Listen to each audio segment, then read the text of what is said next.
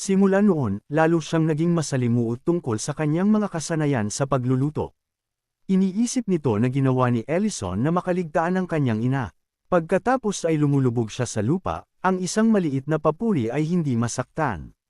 Noon lang, natuklasan ni Ellison ang ilang mga translucent na crystalline na sangkap. Nagtataka, kinuha niya ang isa upang suriin ito, iniisip na maaaring bumagsak ito mula sa bundok. Nagtataka siya, maaari ba itong maging bagay? Si Ellison ay pansamantalang dinilaan ito at, sa kanyang sorpresa, ito ay talagang asin ng bato. Gamit ito, tiwala siya sa pagkain sa susunod na araw ay radikal na mababago. Mabilis, dumating ang susunod na araw, at ang kanyang mga kasama ay nagpakita ng kaunting interes sa karaniwang pagkain, na naging manhid dito. Ngunit ang isang tao ay natikman ito at agad na napansin na may naiiba. Ang lasa ngayon ay makabuluhang mas mahusay, higit sa 10 beses na mas mahusay. Kaya, ang lahat ay nagsimulang ubusin ang pagkain ng sabik. Si Ellison ay lubos na nasiyahan, ang pagdaragdag lamang ng asin ay ganap na nagbago ng lasa.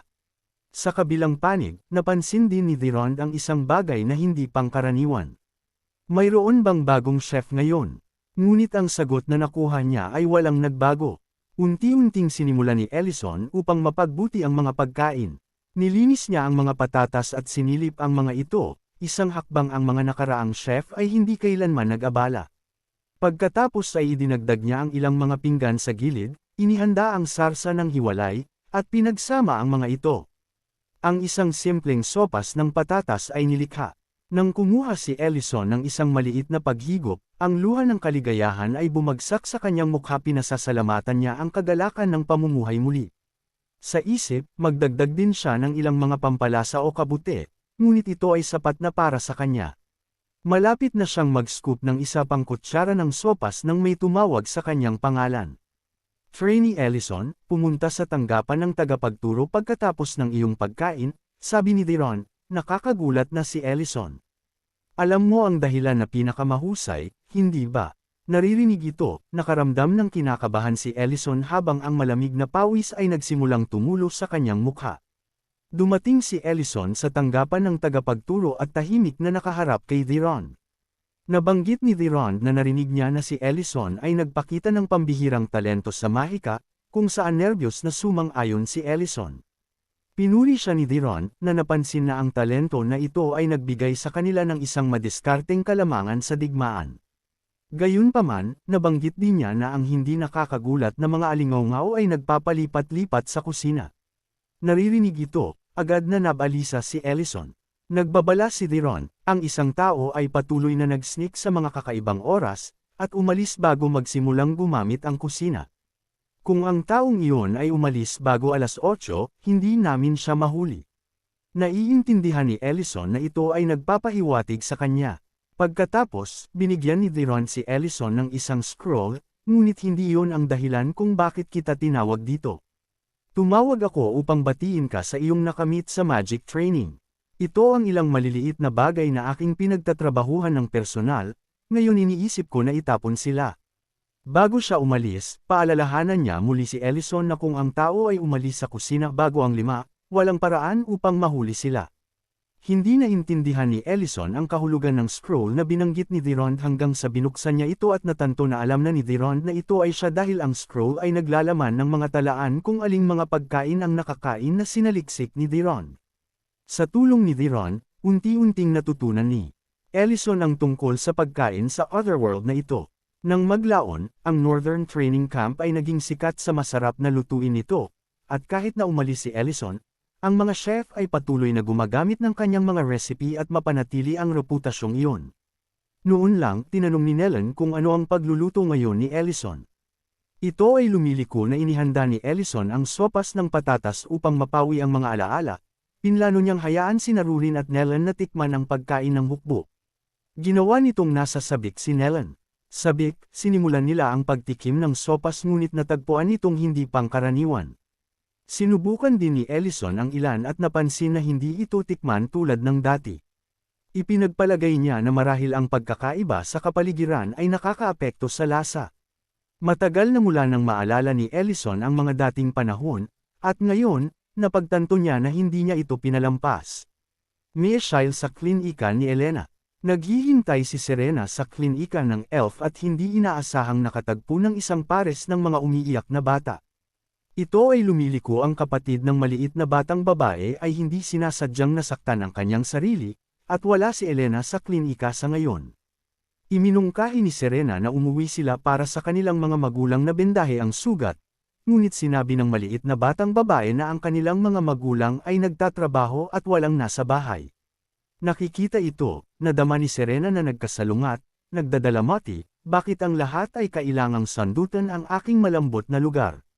Maya-maya, maligayang lumakad ang mga kapatid sa klinika, na nagsabi kay Elena na ang isang kapatid na may buhok na pula ay nagpagaling sa kanilang mga sugat.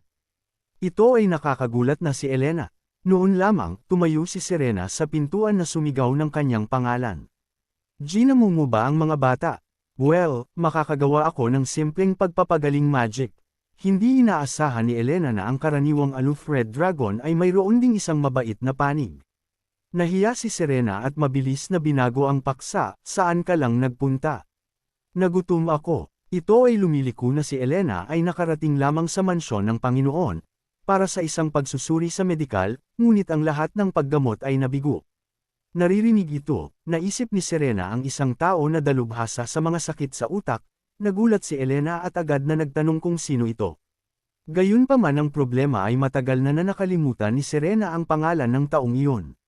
Samantala, isang asul na ibon na may dalang sulat ang dumating sa harap ni Elena. Nagtataka si Serena kung saan ito nagmula. Ito ay lumiliko na ang mga ibon na ito ay nakatira lamang sa kagubatan ng elf. May nangyari ba sa kagubatan ng elf? Habang binabasa ni Elena ang mga nilalaman ng liham, malinaw siyang nagulat. Si Serena, na napansin ang kanyang pagkabalisa, ay nagtanong tungkol sa mga nilalaman ng liham. Si Elena, sa luha, ay nagsabi, ang kagubatan ng elf may isang bagay na seryoso. Ano ang dapat kong gawin? Akala ko ang pag-aasawa ay dapat na makasama ang isang taong mahal mo, o hindi bababa sa isang tao na maaari kang makipagkaibigan sa ilang sandali. Tiniyak siya ni Serena, hoy, lokohin mo, huminahon ka. Agad na tumigil si Elena na umiiyak at nakikinig sa mga salita ni Serena. Ano ang dapat alalahanin? Sa akin dito, walang makakasakit sa iyo. Gagawin kong umiyak ang mapagmataas na dragon na iyon pabalik sa kanyang ina. Malakas na idineklara ni Serena. Noon lamang, ang ibon na naghatid ng liham kay Elena ay ligtas na bumalik sa kagubatan ng Elven. Nakita ito ng isang duwende at ipinagbigay alam sa hepe ng elf na si Nerea na tila ang sulat ay ligtas na naihatid. Naririnig ito, ang hepe ng elf na si Nerea ay hinalinhan. Ang iba pang duwende ay nagtanong kung bakit ang detalyado ay masyadong detalyado. Babalik ba talaga si Elena sa kanyang tinubo ang bayan sa ilalim ng banta ng dragon? Siya ay, ang batang iyon ay napaka hindi makasarili. Gayunpaman, kahit na bumalik siya, hindi ako sigurado na malulutas niya ang kasalukuyang problema. Sa kabilang dako, galit na tanong ni Serena kay Elena, hindi mo ba ako pinagkakatiwalaan? Sinusubukan kong magmukhang cool, bakit mo patatawagan ang mga ito? Inihayag ni Ellison na sarado ang restaurant habang tinanong ni Rurin si Serena kung may problema siya sa kanila na darating. Ipinaliwanag ni Elena sa isang gulat, ito ay isang pag-iingat lamang, nag-aalala ako na baka masaktan ka. Kaya, nagdalo sila hanggang sa kagubatan ng Elven. Dahil sa mga mahiwagang hadlang ng elves na naglilimite sa teleportation sa loob ng kagubatan, kailangan nilang magpatuloy sa paa. Noon lang, naramdaman ni Rurin ang isang mapanganib na presensya ang mga arrow ay itinuro sa kanila. Ito ay ang mga Elven warriors na nakita ang mga ito. Kahit na dumating si Elena upang ipaliwanag, ang kapitan ng Elven ay hindi pa rin kumbinsido sa kanilang pagkakakilanlan. Upang matiyak na hindi nila makakasama ang mga taong Elven, sinabi ng kapitan na kailangan niyang i-verify muli ang kanilang mga pagkakakilanlan gamit ang mga mata ni Elf upang malaman ang hangarin ng ibang tao. Kaya, ipinahayag ni Ellison ang kanyang pagkakakilanlan sa kanila. Kinilala ng kapitan ng Elf ang kanyang sagot at nagpatuloy na tanungin si Serena sa susunod. Malapit nang ibunyag ni Serena na siya ay isang dragon, ngunit nag-ambala si Ellison at higit na nag-uusap tungkol sa kanyang sarili. Ang kapitan ng elf ay malinaw na inis kapag ang isa pang duwende ay huminto sa kapitan, Naghahatid siya ng isang mensahe mula sa hepe ng elf na si Neria. Mabilis, inalis ng mga elves ang kanilang mga busog at humingi ng tawad. Humihingi kami ng paumanhin sa hindi pagtupad na kilalanin ang aming panauhin, walang galang na gawin ito. Mangyaring ipasok, naghihintay sa iyo si Lady Neria. Ang pakikinig sa Elena na ito ay huminga ng hininga. Kapag nakilala nila ang hepe ng elf na si Neria, tila kinikilala niya si Ellison. Salamat sa iyong mabuting pakikitungo, Lady Neria. Hindi inaasahan ni Elena na malaman ni Ellison ang kanilang pinuno, ngunit marahil ay hindi nakakagulat, isinasaalang-alang na may kakayahang siya ay nakakatakot magic. Tungkol sa sitwasyon ni Elena, ipinahayag ng pinuno ng elf ang kanyang panghihinayang. Pagkatapos ay ginambala siya ni Serena, ngunit bakit pipiliin siya bilang ikakasal? Aling tulala ang nais magpakasal sa kanya? Pakinggan ito, lumitaw si Neria na sobrang kinakabahan, hindi mo siya dapat i-insulto dahil baka maririnig ka niya. Siya ang marangal na dilaw na dragon.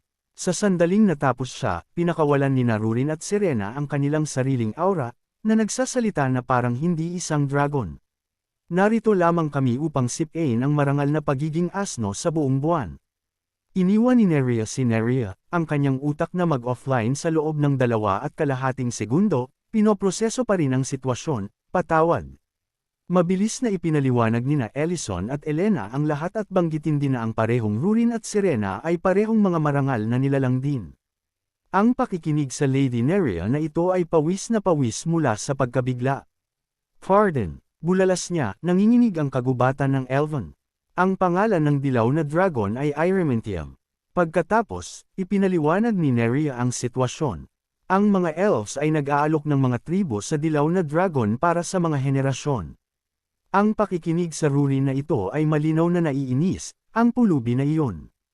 Pagkatapos ay nagpapatuloy si Neria, ang dragon na iyon ay hindi lumitaw sa huling 100 taon hanggang sa ilang araw na ang nakalilipas nang bigla siyang humiling ng isang nobyo mula sa mga elves.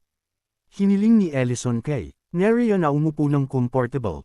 Pagkatapos ay tinanong ni Rurin, na nakakagulat, bakit pipiliin si Elena na partikular? Maraming iba pang mga elves sa nayon. Ipinaliwanag ng Reyna, orihinal na, sinubukan kong lutisin ang bagay na ito sa aking sarili tulad ng aking hairstyle. Ang lahat ng mga mandirigma sa tribo ay ganito, lahat tayo ay tinanggihan dahil sa iba't ibang mga kadahilanan. Kaya't pinatong namin ang aming pag-asa kay Elena. Kung hindi man, hindi makatiis ng mga elves na rinig ang pangalan ng dilaw na dragon sa isang lugar bago. Sinubukan ni Serena na alalahanin ngunit hindi maalala. Bigla, naisip niya ang taong iyon ang isang dalubhasa sa mga sakit sa utak. Iyon ang dragon na sinasabi ko sa iyo. Marahil maaari niyang tretuhin ang sakit ng Lord of Grape. Ang tatay ng maliit na bata. Pagkatapos ay mukhang kailangan nating makidnap ang dilaw na dragon. Iminungkahi ni Rurin kay Ellison kung saan sumang-ayon siya. Pagkatapos lamang ay binuksan ng isang duwende ang pintuan, na nagpapalam kay Neria na si Irementium ay papunta sa kagubatan ng elf. Dapat siyang magalit dahil hindi pa tayo nagpadala ng isa pang kandidato. Pagkatapos, pinaalalahanan sila ni Neria, siya ay isang napakatuso na dragon, kahit na madalas niyang hinihiling ang mga tribo mula sa amin, hindi pa niya naprotektahan ang sinuman, maging duwag. Naisip nila na nangangailangan ng isang bagay upang makuha ang kanyang pansin upang hindi na niya mapansin ang iba pa. Gamit ito, lahat sila ay tumingin kay Elena. Naririnig ito, si Elena ay malinaw na kinakabahan.